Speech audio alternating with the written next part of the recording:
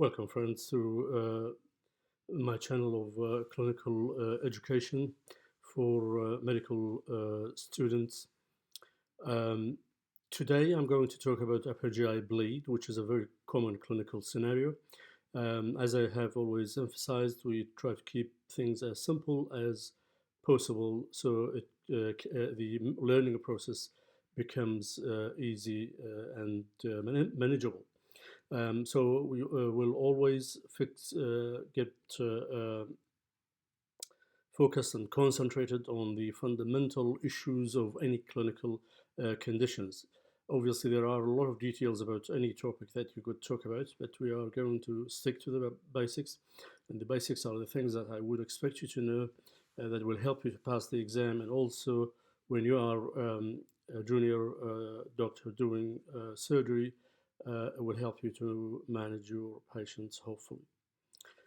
Today we are going to talk about upper GI bleed, and this is non-variceal bleeding. So esophageal varices is a relatively common clinical condition, and it's a different form of disease. So we will exclude that from today's talk, and I will talk about it in the future.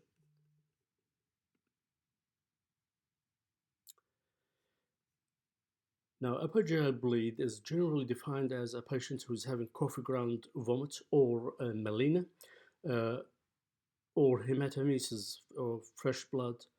Uh, these three things are called upper GI bleed, and generally it is caused by any pathology that goes from the esophagus down to the ligament of Treitz. And the ligament of Treitz is the junction between D4 and the jejunum. D4 is the fourth part of the duodenum, which is the intraperitoneal last 2 inches of the duodenum, which is fixated by a ligament to the retroperitoneal organs, and that ligament is called the ligament of Treitz. Now, we need to know that this is a common clinical emergency. The discovery of H. pylori and its eradication and the role of PPIs that played in healing peptic ulcers have actually dramatically reduced the risk of upper GI bleed. Still, the process is a clinical problem, which is there. We face it on a frequent basis. People coming with dark tarry stools, which is the Malena, with characteristic smell to it, and or having coffee ground vomit, or having vomiting fresh blood.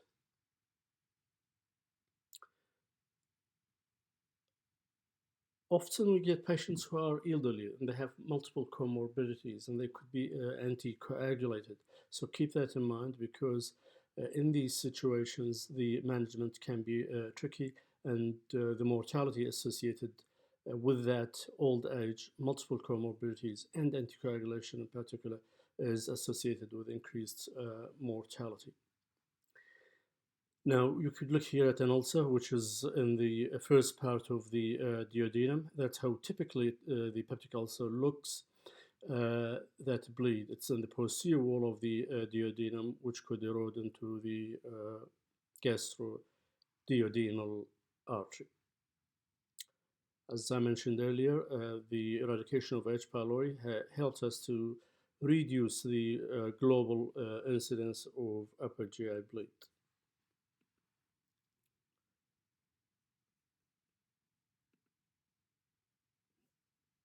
No, we'll just run the causes. As I said, any pathology you could think of, and the pathologies that affect the upper GI tract that lead to bleeding are well known. So it could be from the esophagus, such as ulcers in the esophagus, and these ulcers happen as a result of usually reflux disease, gastroesophageal reflux, where the patient have uncontrolled symptoms and ulcers from the lower esophagus, and then they can bleed. Very occasionally, people have hiatus hernia could develop what we call a Cameron ulcer, which is at the place or the site where the stomach is surrounded by the crura of the diaphragm.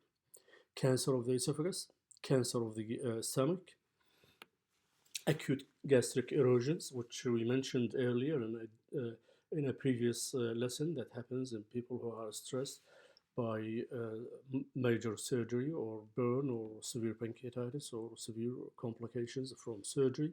That's why we put them on PPIs. They could bleed significantly. And obviously peptic ulcer, and peptic ulcer is one of the most common and probably is the commonest cause for upper GI bleed, whether it's in the stomach or the duodenum. There are other lesions, such as the Mallory Weiss tear. And the Mallory Weiss tear is a tear in the fundus of the stomach, just below the, in fact, in the cardia, just below the gastroesophageal junction. Usually the patient will report dry reaching violently for a few times, and then they vomit fresh blood. Most often, this is a kind of, you could consider it as traumatic as a result of the dry reaching. And it is often self-limiting. There's a vascular lesion in the stomach that's also called the Delafoy lesion, and that's a vascular malformation. Usually happens in the fundus of the stomach. They can bleed and they can be tricky to manage. And the last one is the esophageal varices, which will be discussed on a separate occasion. Now, we've got a patient in the emergency department having one of those three symptoms, regardless of what it is, or whether it's Malena, coffee ground vomit, or hematemesis. We need to have the initial assessment and the initial management by taking history, doing the physical examination, checking the vital signs, including the blood pressure and temperature and the heart rate. We examine the patient generally. We see if they are pale and how pale they are they short of breath, if they are anemic and have been bleeding for a while, are they hemodynamically unstable, which means that we will stick by the main old cliche of the A, B, C. We make them hemodynamically stable, so they will need intravenous lines and to manage them initially with resuscitation, usually by some sort of fluids, which is crystalloid, usually either a Hartmann or a normal saline, which is a standard thing.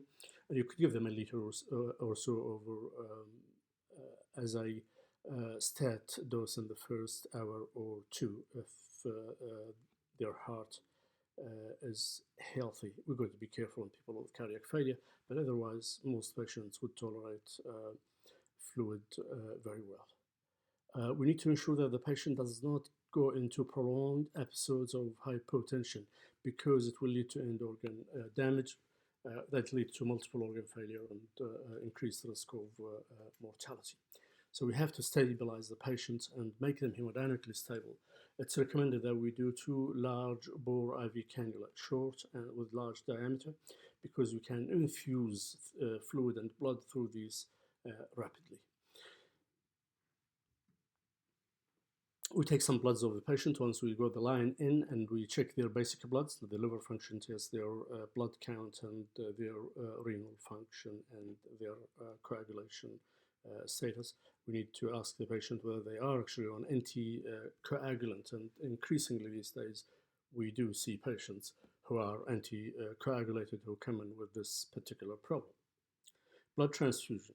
Now, blood transfusion can be either liberal or restricted. These are the terms that you will hear in the literature, but my role here as a guide really to you to give you a clinical idea as to how we manage these patients.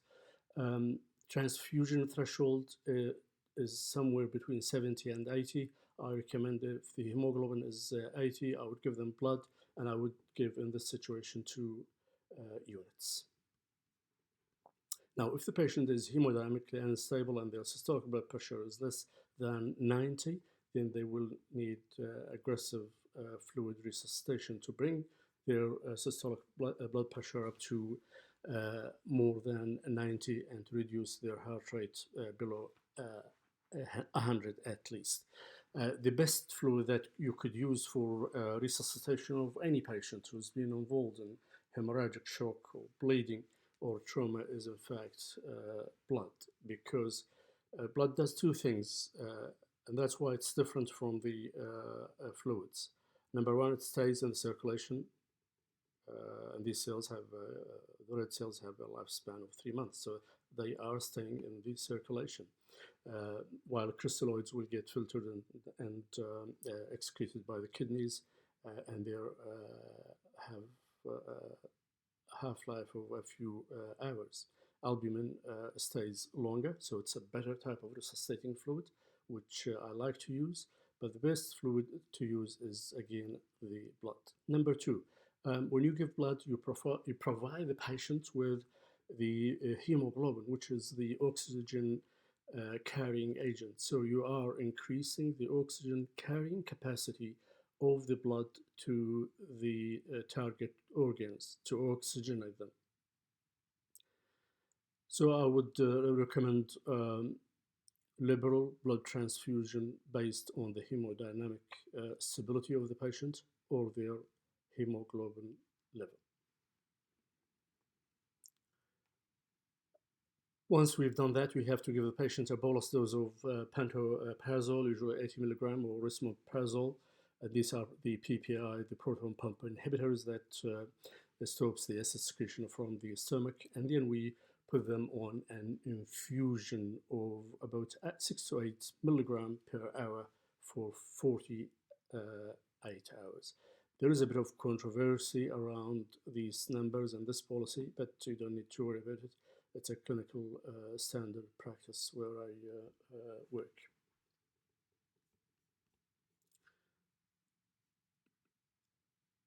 Very good. So we did our initial workup, and we made sure the patient is stable.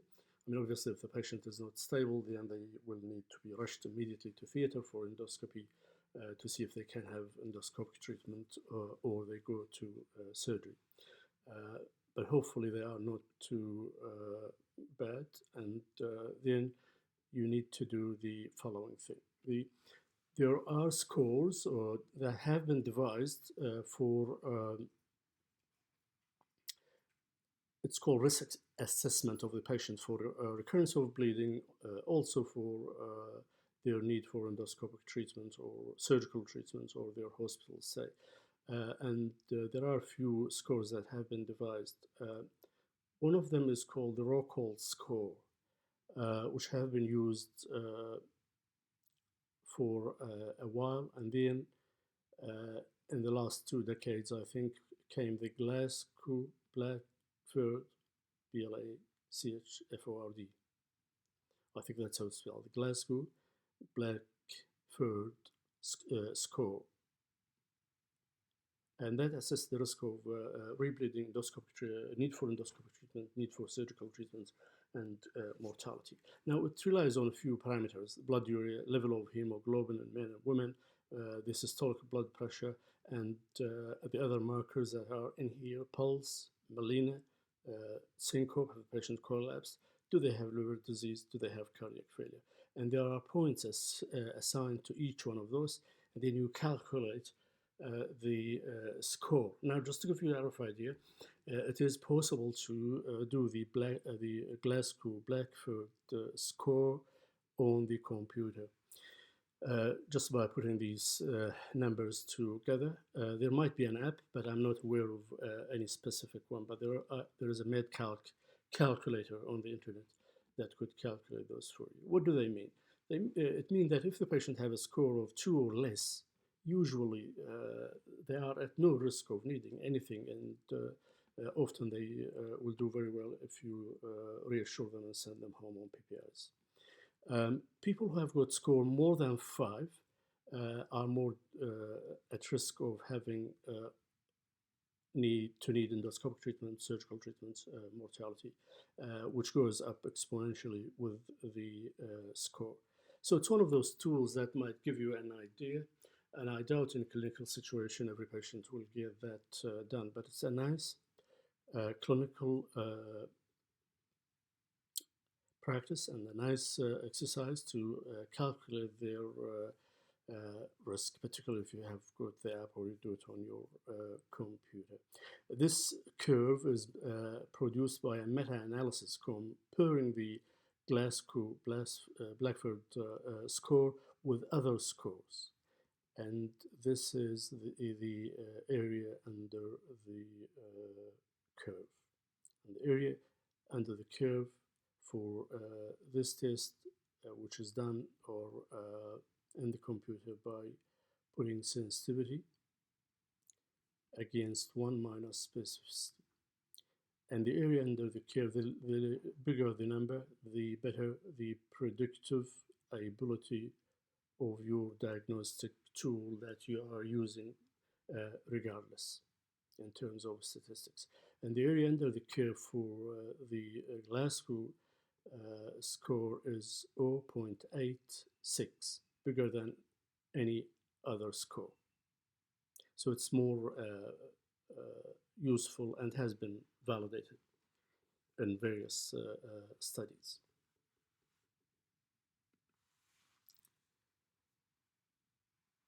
Now, moving forward, I would like to mention the role of the anticoagulant. Now, the patient comes with on anticoagulants and they have got upper GI bleed. How are we going to deal with them? Now, it's almost 40% of patients who have upper GI bleed, they have some form of anticoagulation. There are a variety of anticoagulants. Some of them are the antiplatelets, the warfarin, the new oral anticoagulants that have been popularized in the last decade or so. Now, sometimes people need platelet transfusion, and that will be used in people who have been on clopidogrel or dabigatran. The use of platelets is a bit controversial, but if you have significant bleed and the patient is not responding to other forms of treatment, then you could consider platelet transfusion. It might be not very effective, but there are reports that indicate otherwise, that it could reduce the need for blood transfusion.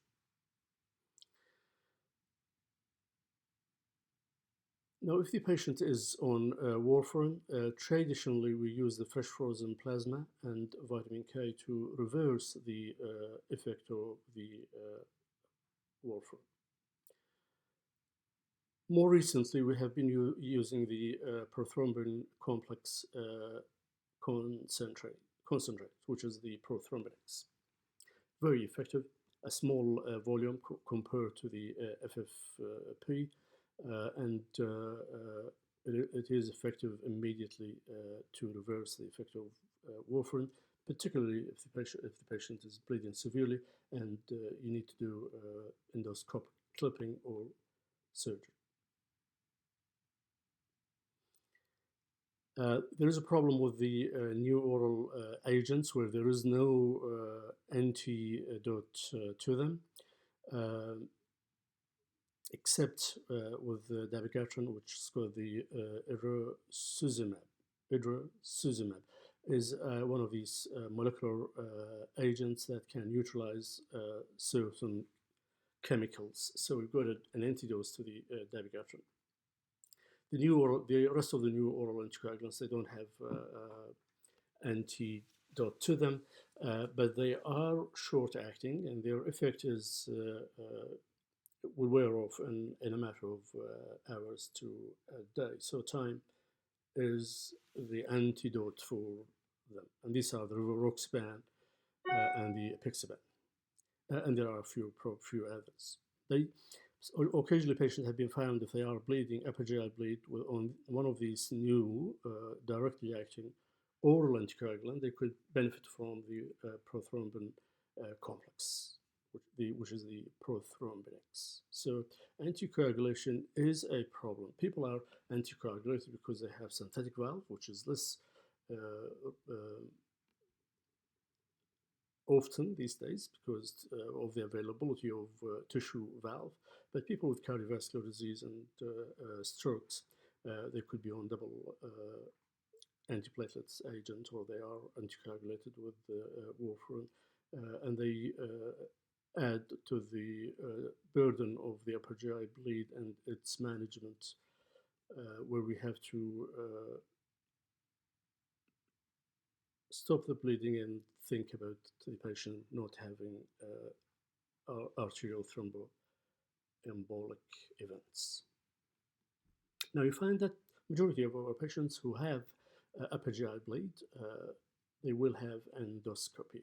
There are talks in the literature that if their score is 1 or 2 or 0, then there is no point of admitting them and they treat them as an outpatient.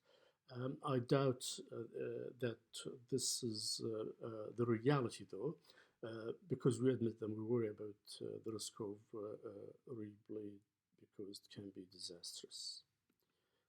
So most of these patients will be taken to the endoscopy suite. The endoscopist will go in and they will find the pathology that hopefully that caused the bleeding.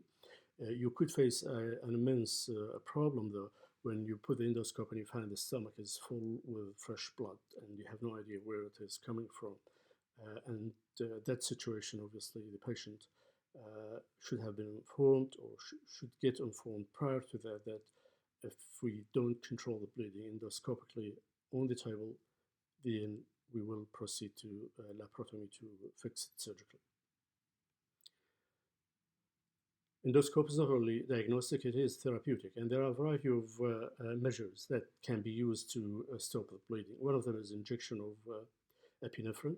So we use adrenaline diluted with normal saline, and we inject it underneath the mucosa and the submucosal layer, and it often leads to spasm of the blood vessels. Also, when you inject, you're increasing the tissue pressures against the arterial bleeder, and that often is effective. There is the electrocoagulation probe, where you can cauterize them, just like any coagulative process that we use in surgery. Also, we have through the scope clips, and these clips are large, as you see in the picture. We use them if we see an arterial bleed, that is a single arterial bleed, and we can visualize it well. We can put a clip on them, and these clips are metal, they are titanium, and they are quite effective and avoid the need of surgery in a significant number of patients.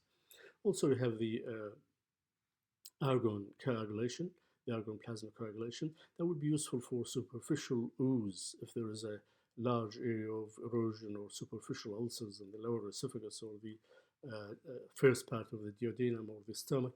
It can be effective to reduce bleeding. Also, there are procoagulant that come in spray where you could use it via the endoscope and spray it on the surface of the ulcer. It might help with the hemostasis. Now, hopefully, the patient has settled with the endoscopic treatment, and hopefully, they don't need to go to surgery. Then they go to the ward. They are at risk of rebleed, and the maximal risk is in the first 48 hours. So they will stay in the hospital until they are stable and we are certain they are not bleeding and their hemoglobin remains stable. I wanted to mention to you the role of angiography. Now, it's not used, not very often. We utilize radiology to control GI bleed, but it is a reasonable idea. It may reduce the severity of bleeding rather than controlling the bleeding totally. What happens is that we take them to the radiologists rather, take them to the interventional suite in the Department of Interventional Radiology.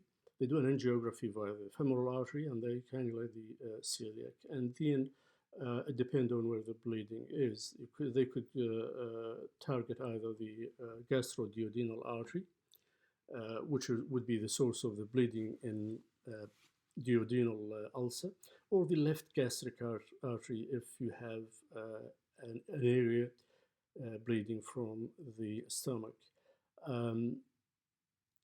The effect of this particular maneuver for the left gastric artery is not particularly successful, but it might reduce the need for bleeding and the blood transfusion, and might lead to resolution of the bleeding in occasional cases. So I would recommend it in a patient who is not suitable for surgery. They are frail and unstable, and we don't want to operate on them because of the high risk of mortality. Otherwise, if they rebleed and we are not controlling their bleed, we go to the next step, and the next step will be surgery. Now, before we discuss the role of surgery in the management of peptic ulcer, now we need to know what are we going to do to the patient. They have stopped bleeding endoscopically. So once they are over the 48 hours of infusion PPIs, they stay on that for 6 to 8 weeks.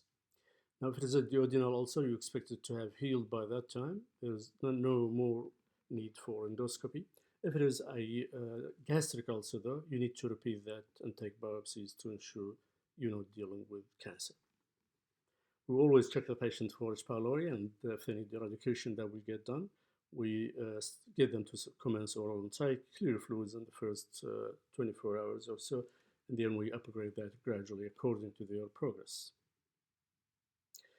Now, if they bleed, obviously they will go to surgery, and the surgeon will either suture ligate or the bleeder, or occasionally we might need partial or distal gastrectomy for large bleeding gastric ulcer.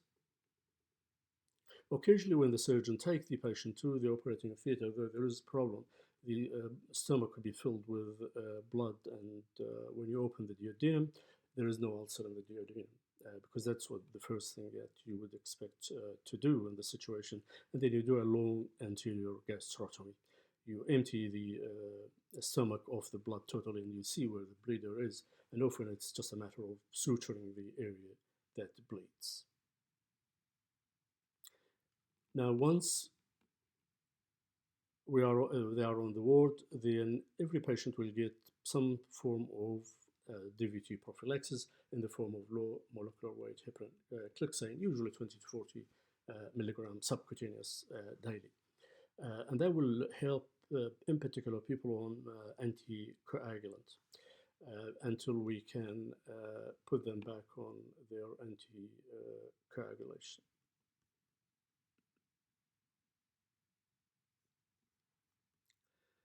Now, there are a few rules about reintroducing the anticoagulants. In general, I personally don't worry too much about aspirin, so we start that within 2 to 3 days, and that's what's generally recommended. Could be earlier, particularly for people who have cardiovascular and stroke history. Clopidogrel need to be withheld for 5 days, and the same thing happens if we are operating on a patient. We need to stop it for 5 days. If the patient is on warfarin, then we need to establish the cause why they are on warfarin. So if they have got a metallic valve, a synthetic metallic valve, say mitral valve or aortic valve, then they obviously need to be anticoagulated as soon as possible. And in this situation, we do give them a clexane therapeutic dose, which is about 1 to 1.5 milligram per kg. So we start that immediately. The other alternative, obviously, to put them on heparin infusion. The difference here is that if it is heparin infusion and they stop and they bleed again, once you stop the heparin, its half-life is quite short, and you don't need to. And also, there is an antidote to it, which means that you could stop that immediately. The problem, though, with the heparin infusion is that you need to check their APTT on a regular basis, which is a costly and labor-intensive issue. So we put them on clexane as a bridge until 5 days to 7 days, and then we can reintroduce the warfarin. If they are on warfarin for cardiovascular disease such as atrial fibrillation or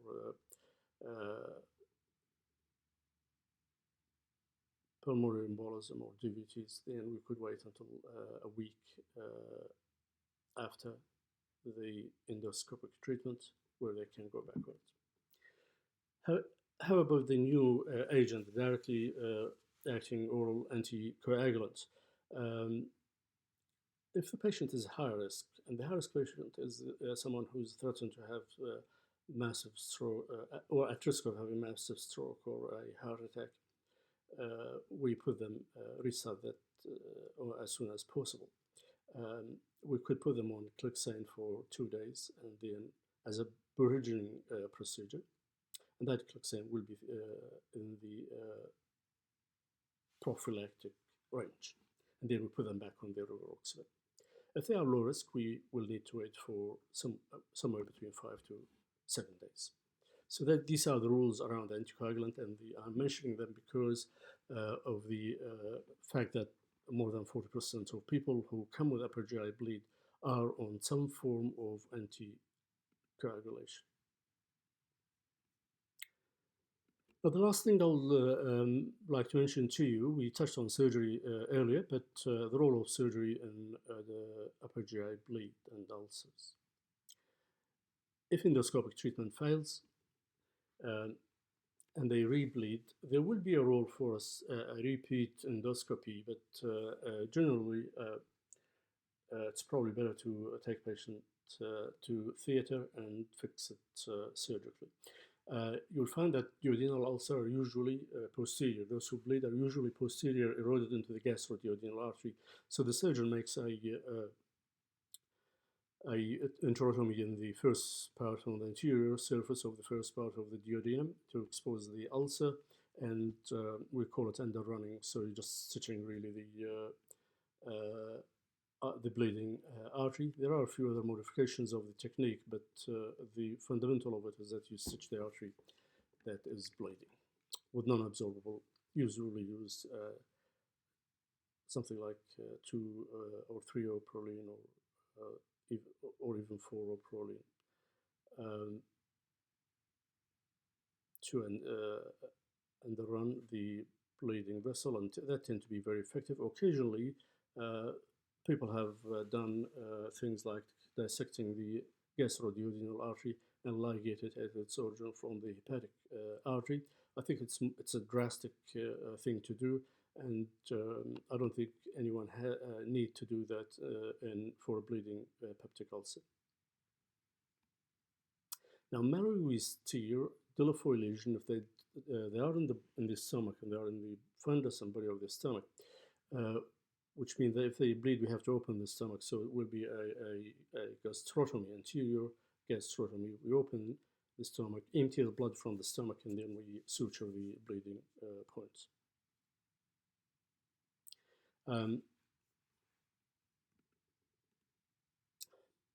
Thank you very much for listening to my lecture. I hope it has been useful for you, and I try to focus on the fundamental issues in relevance to upper GI bleed.